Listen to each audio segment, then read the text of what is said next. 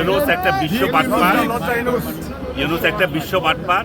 সর্বশেষ যাওয়ার 3 দিন আগে বাংলাদেশটাকে আমেরিকার হাতে বিক্রি করে দিয়ে গেছে। ইউনুস যে অবহেলা করে গেছে, ইউনুস এবং তার সাংঘাতরা, তার স্বাস্থ্য উপদেষ্টা, তার স্বাস্থ্য সহকারী উপদেষ্টা, এদেরকে আইনের আওতায় আনুন।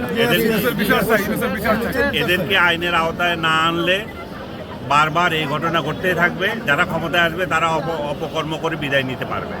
আমাদের সাংবাদিকদের কাজ হচ্ছে যখন যেই সরকার আসবে তার ভালো কাজের প্রশংসা করা এবং খারাপ কাজগুলোর নিন্দা করা।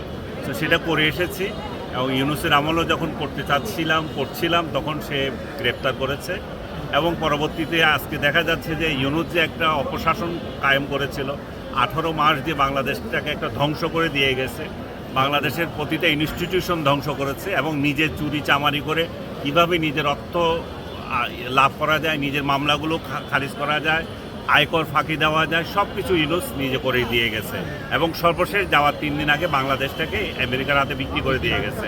তো ইউনুস একটা বিশ্ব বাটপার, ইউনুস একটা বিশ্ব বাটপার। এই বিশ্ব বাটপারের থেকে আমরা অন্য একটা অধ্যায়ে এসেছি।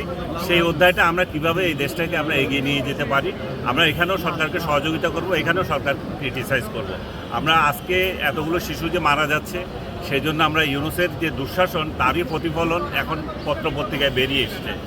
তাই বলে কি আমরা শুধু ইউনুসের উপর দোষ দিয়ে যে পার পেয়ে যাবো তা না। আমরা এই সমস্যা কিভাবে মোকাবেলা করতে হবে, এই শিশুগুলোর এতগুলো প্রাণ যখন যাচ্ছে, আমাদের এটা নিয়েও আমাদের ভাবতে হবে। সরকার কি করছে আমাদের সেটা দেখতে হচ্ছে। সরকারকে আমরা এই অবিলম্বে বলবো যে এই যে সমস্যার মধ্যে আমরা পড়েছি এটা সমাধান করেন, পাশাপাশি